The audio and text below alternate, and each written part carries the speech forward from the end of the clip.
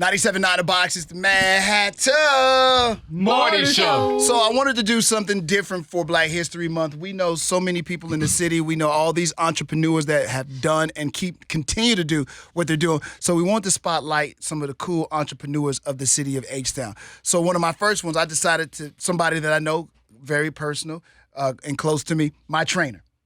And his name, John Mitchell. I know him as Jay. Round of applause, please. Hello, Jay. What's up? Now, the name of the gym is Phat Body Gym. Now, Jay, here's why I think what you do is so incredible. You've been doing it. I know me and Jay Mack accidentally fell upon Jay years ago. Right. Mm-hmm. Literally on accident. I had to get some paperwork from somebody at a gym. This is the 90s. Is it the 90s? This might be 98-ish. Yeah, 98, 99. Yeah, somewhere around there, 98, 99, fell upon the gym, walked in there, and here's this fella, this brother with his own gymnasium, gym where people were working out and doing their thing. And I was kind of intrigued by it. He made it very open. Come back anytime. I mean, that's how they get you in there. You know how they do with the drugs. Come back, man. Just taste it. Come back. See what it's all about. And then that's how they get you in there. They lure you. They got to lure you. Whatever you say. That's what I'm telling you. Then you start seeing the lifestyle. You start looking at these guys. And I think all of us started going to the gym at that point. Max started going to all of our friends. It became a lifestyle. It literally became a lifestyle for us. Millionaire. Yeah, all the artists on the record label at the time, the ownership, I mean, the whole gamut. We came there and started working out. But to get on Jay, how did this all start for you? Did it start in high school? Did it start in college? I don't really know that story. All I know is Jay from the gym. You know what I'm saying? But Right. How did Jay get to the point where he had a gym and now you've been doing this for at least 20 years? 21 years. And putting other people on as well. It's not just you, but you empower other people to do a lot of things as well. And we'll talk about that too. But where did it start for Jay Mitchell or John Mitchell? It started back in college. When I was in college, I was in the band. I was in Ocean and Soul marching band, and we had to march. So I played the saxophone, and we marching up and down the field. Everybody had to be in shape because we had to run, jumping jacks, play the instrument. And then a girl, she made a mistake and said, "Ooh, he fine." What? She made a mistake. She made a mistake and said he was fine. I wasn't even working out then. I was 18. Wasn't even working out. And when she said that, I said, "Who, me?" So when that motivated me so much right then and there, I started working out. Really? I started working out at 18 in college. You remember that girl? I wish I did. No, I don't know who she is or whoever you are. If you ever, But thank you. yeah, but thank you. But thank you. And she started that whole cycle up until today. So I started working out, started motivating people. To make a long story short, just motivating people because I love people and love to see what people can do. So got certified, went to school for it, went to Baylor for 2 years. Hold on. Now, you were going to college for something totally different. Totally different. You were Music. majoring in, A music major. you were a music major. Music major. That's why I went to college. And all of a sudden, your life became about fitness. Did you love fitness? Was it something that you considered, or it just seemed like God was pushing you in that direction, so you kept going with it? I didn't love fitness. Just getting that compliment motivated me so much to try to be better. I think all of us need a little push on certain things. So when she complimented me, I started working. I started doing squats, started doing the abs all the time, hoping I would see her again. And never saw her again. Right. But I kept working out. Then I had a little following. We started working out together, just pushing each other. Then I took it serious because some of the fellas said, "Man, you need to take this serious, man. You got us in shape." And I didn't even know anything really about it, just pushing people. People just need a little help. And to that, up until this day now, after getting certified, after opening up a couple gyms and all this. Well, hold on. You make it sound like everybody can just fall into a gym. How did you fall into creating your first gymnasium? Because since I've been with you, I've followed you around at least 3 or 4 different gyms, but you've owned them all. Right. You just went to different locations. Right. It has several, Right. sub-locations, so to speak. Well, I always wanted my own thing because I always wanted to be an entrepreneur. I love doing my own thing. And then the avenue of fitness, it just kind of pulled me because I was in music. I love music to this day. That's what I'm going to retire on, in music. But right now, this is kind of like my calling. This is what I do to inspire other people. So when I got my very first gym, before I even got it, I said, man, I want to own my own gym. So what I had to do, because I didn't have the money, I had the faith. So I had to buy one piece of equipment at a time. So I started buying one piece of equipment at a time, kept training after I got certified, training people outside, leaving cars on the ground, leaving flyers on the trees, everything. One piece of equipment at a time. Then I started putting it in storage. And then one thing came to another. I got opportunity to meet somebody that was selling a gym. His name was Carlos Blackwell. That's why I met you guys at American Ladies Spa and Men's Gym. Right He was selling the gym because at that time he was training Mike Tyson. So he was trying to get rid of the gym, and I was trying to get a gym. So he worked out a payment plan for me. I still remember it to this day.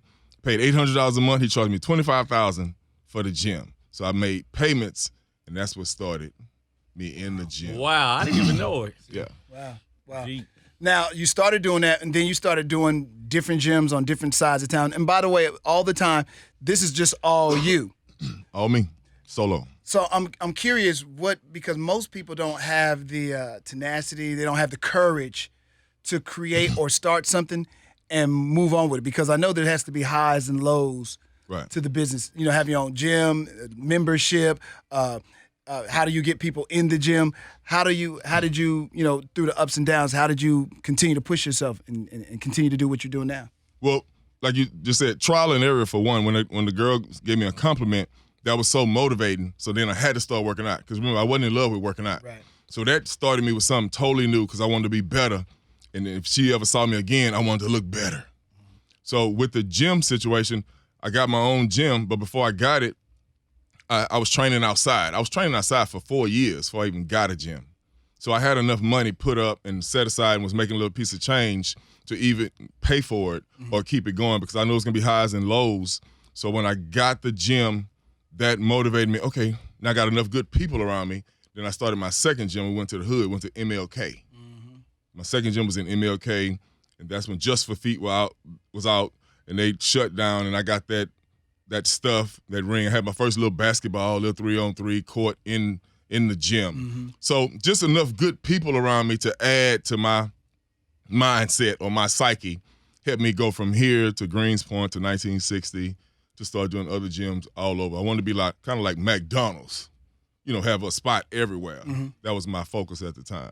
So tell me this, as an entrepreneur, as a businessman, and aside from even thinking about a gym, what's some of the points that you can give somebody who's trying to start a business, how to start, what they should look for, what could be the pitfalls, that kind of thing? And this could be in general for anything. I guess if I keep it real basic, keep it real simple, you got to have a service.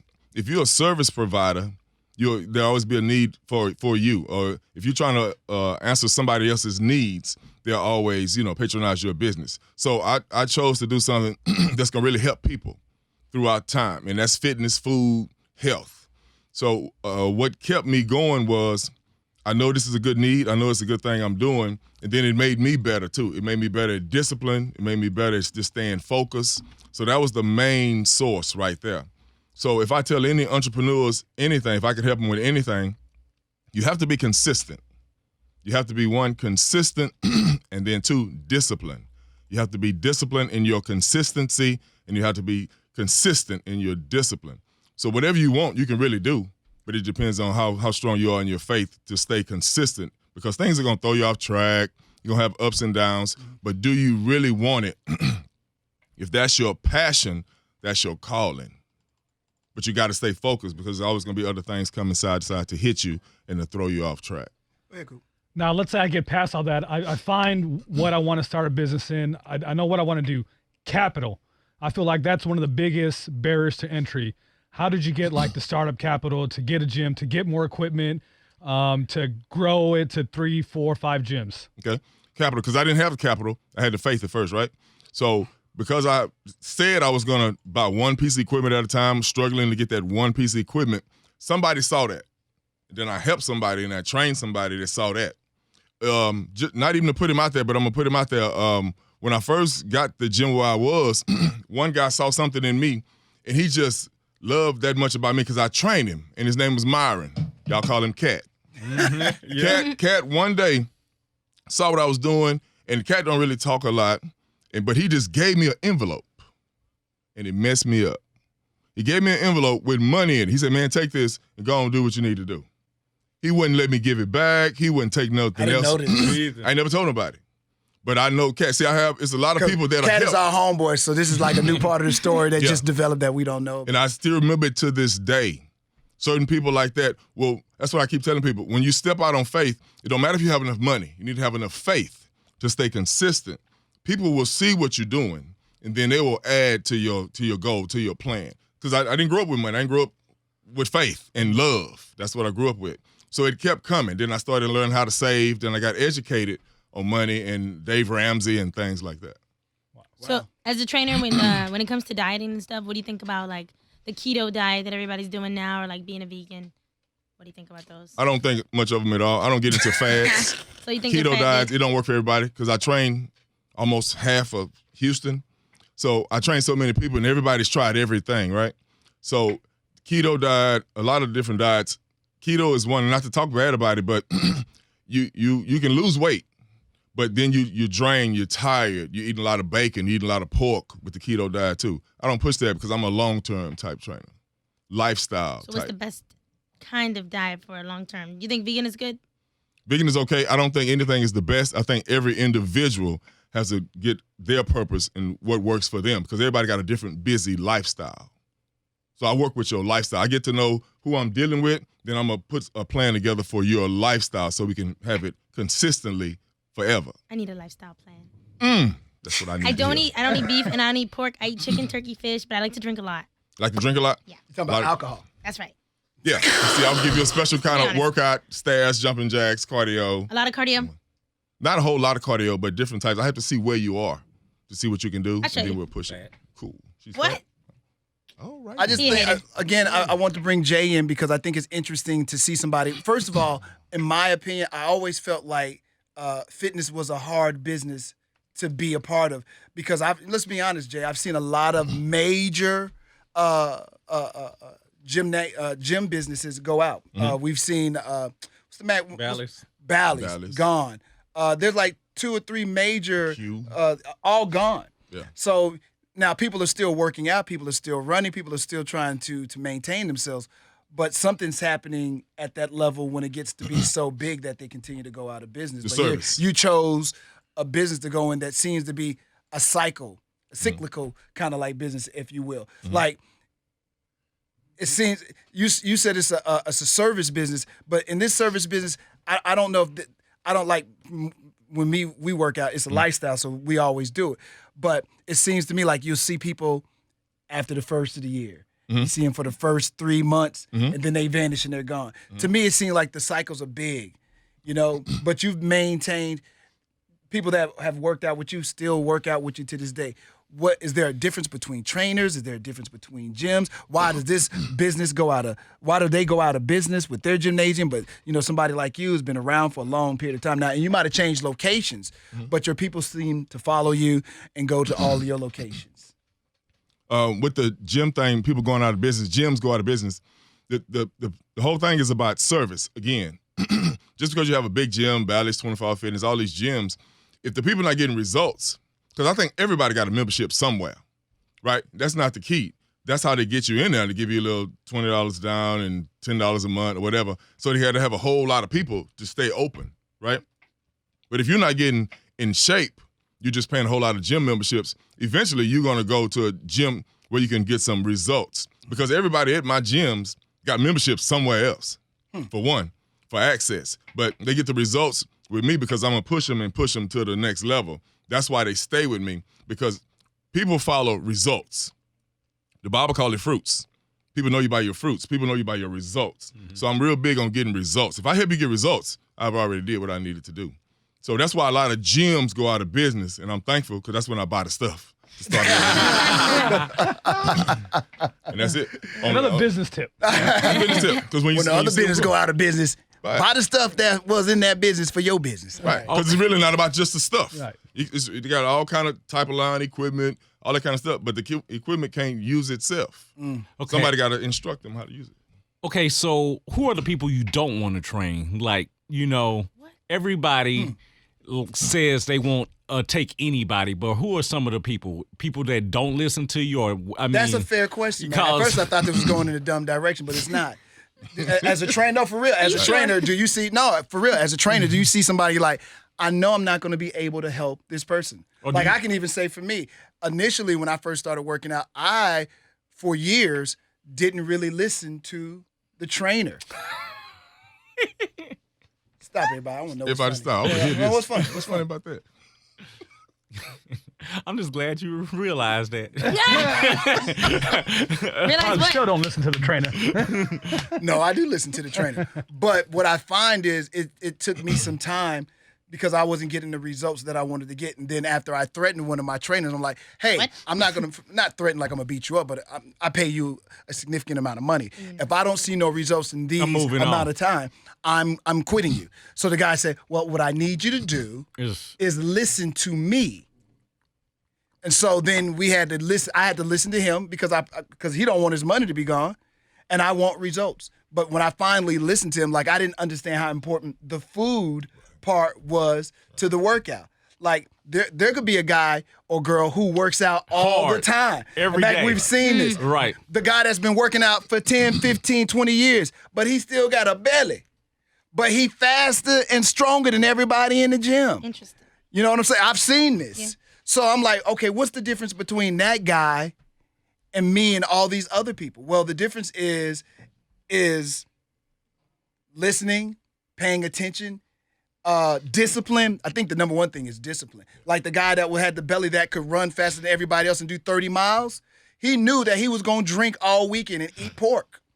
And fornicate and all kind of other crazy stuff. Okay, 'Cause listen, I'm just telling you what his life was. Personal life. But he would be in the gym all day long. Then when he finished, he'd go smoke a cigarette, get in his car. But this is what he did every single day. I watched it. Right. Right? So now I didn't understand the importance of the food. It just because we're not taught every day. Because, it tells us we can just go to the corner, get a burger or whatever the situation is. And then you start to learn that some of this food really ain't good for you. Right. And if you eat this way and if you eat this way, you can start manipulating your body this way and that way. And then I was like, oh. And just like here I am, as I get older, Jay will tell you, we just had another breakthrough up until a year ago because this is the leanest, Mac, and you know this because it's the leanest you've ever been in your entire life. Chicken legs over there. All right, there you go. But accidentally, we fell upon this whole next level of the way I looked, and it was all accidental. Right. But after I got this super lean, all of a sudden, I was abolitious. And I was like, oh, so I know at this weight, with this food, with this workout, I get this output. So, and I like to learn with the process too. And Jay knows that. So some of your clients, again, that goes back again to your question. I got way over the top on my story, but do you see some clients and you say to yourself, I'm not going to be able to help you? No, this is probably not the place for you. That's two questions. I might not be able to help them, but I will train them. Uh-huh. Because, see, with me, you have to be willing to listen, for one, right? If you're paying me a certain amount of money, Right. you have to be able to listen to what I say, because I know what I'm telling you, because I've pretty much done it all. So if somebody loud and don't want to listen, I'm still going to attempt to train you and tell you what I think you need to do. Right. So as long as you wasting your money, you will still be helping me, for one, right? Boy, that's the most honest statement I've And I'm heard gonna keep in it a honest. I'm long gonna keep it honest time. because I've been in the business for a long time now. And I don't even worry about the money no more, right? Wow. So I'll try to train anybody, Right. Because it's a challenge for me. Right. Can I get you? Can I get you right? Can I get you? Can I get you? Right. If you say you can't do this, I'm saying why? Why you can't? Why not? Right. I think I can train anybody. Right. I don't care who you are. Right. Right. That's one thing. But if you don't listen, it's gonna take you longer to get your results. You still paying me. You still paying me while you're trying to figure out what you're doing. You know what I'm saying? And that's just keeping it real, because a lot of trainers will tell you all kinds of stuff to get you in. No, my results. I can get results. Period. Right. That's it. And then to go on what Hatta said, the guy can run 30 miles, but he might be smoking and eating bad, but he still work out. He's consistent in his running. He's consistent in his working out, and he's consistent in his other part of his lifestyle. So you have a big stomach, but you got good wind. He got good endurance. Yeah. Right. So whatever you work at, you get better at. Mm-hmm. He's good. The guy was good, man. The guy ran like crazy. I thought this was interesting. Jay, real quick, if you're on social media, give me your social media information and the whole nine. If people are interested, they're working out the whole nine. Give them all that information, how they can contact you. And the name of the gym, we did not say this the entire time. Your gym actually has a name. Please say the name of the gym. It's Phat Body Gym or Phat Body Sports Training. You can look it up. If, Facebook, it's John Mitchell, Phat Body Gym. It's going to pop right up. Instagram is Phat PHAT 1989. Make sure you say PHAT, not FAT. Right. 1989. You can reach me just like Phat that. Body Gym. Phat Body Gym. And you are the trainer that is of the belief that you can train anybody. I can train anybody, and I can get you in attitude. shape. Anything as far as fitness, health, food wise, because one of the biggest things, like you said earlier, is the food. Yeah. Depending on how you eat, that's what tells me what kind of workouts we need to do too. Mm-hmm. So you can eat certain things, but then we got to do a certain type of workout. Right. And a lot of trainers don't know that, but it takes time to find that out and figure that out too. So your food is really, really important. And how often should you train if you just want to get the results? What's the maximum number or the minimum number of days you should train? Depends on the results, for one. And depending on where you're coming from, where you start, and what's your starting point. Okay, since she's talking about my calves, I'm trying to get these calves bigger. Since she's hating.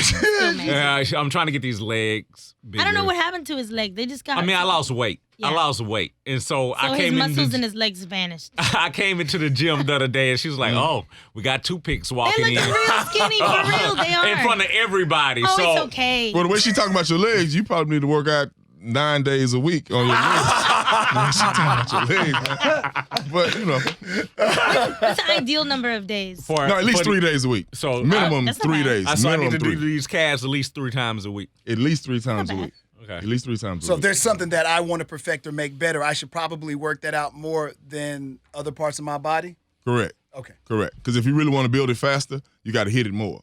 Some people do the same thing, body part, over and over and over because they really want a bigger chest. And you can grow it, but you still need some rest. But you can work it. I don't know if y'all heard of C.T. Fletcher. You can do the same body part. Arms super big because he did arms every day. Right. I didn't really believe that at first, but his arms, you can grow doing the same thing all the time, but you still need some rest because you want to be balanced too and be sexy. That's right. Now, Jay, you talked about consistency. That was like your main thing. You were saying consistency. What are 3 things that someone could do to begin being consistent? Being consistent. Create some good habits. Being consistent. Write down things that you know you need to do. Write them down. Don't just know them in your head. A lot of people I talk to, they just know everything in their head. They know what they need to do, but they don't write stuff down. You have to do what you call writing a vision. You got to write it down so you can go back and forth and scratch this off or fine-tune this or change this. Write down the plan. And then every day or every week or every so many times a week, I was just talking to a friend of mine. She just opened up a Smoothie King. Now she don't have time for her workouts. But now she need to make more time planning because she's so busy now because she got what she wanted, but she still want to get her body because she competed, but she can gain some weight. So to whom much is given, much is required. You have to write things down that you want, and then you got to check them off daily on a regular basis. So you got to have the plan for one. We got to have the vision for one. Vision is first. And then write the plan down, and then don't let anything come against your execution. You have to do it. Vision, plan, execution. And once you do that, that helps you create small goals. You conquer small goals. Then you go to bigger goals. But you got to be patient. And this is what get a lot of people right here. They're not patient with themselves because they look at Facebook or Instagram. They look at other things or other people's lives that has nothing to do with their life. So if you get your own life in order, you can attract other people, and they'll be looking at you on Instagram. You know what I'm saying? Oh, yeah. Yeah. I got you. Oh, Jazz. All right, Jay, give them the information once again. Facebook, Phat Body Gym, John Mitchell. It's real simple. And then Instagram is Phat1989. You can get me. And my phone number is 832-606-3614. You can call me anytime. 832-606-3614. Let me give you the address. The main headquarters is 445 Murphy Road. That's Stafford, Texas, Suite 101E. That's it. John Mitchell. Phat Body Gym. Appreciate it.